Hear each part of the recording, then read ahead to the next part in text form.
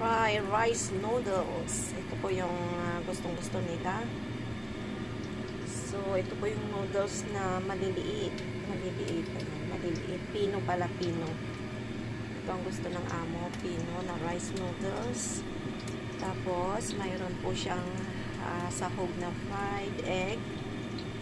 At saka, luncheon meat. Fried na luncheon meat.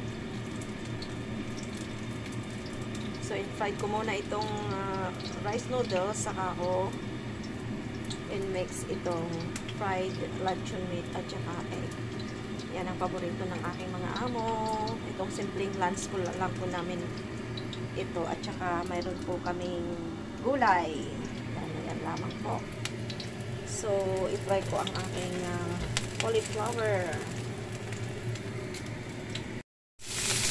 Ginisa sa bawang ang cauliflower.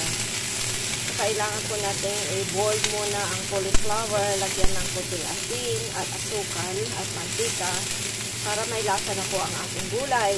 Saka po natin i-fry sa garlic at dagdagan ng kunting seasoning.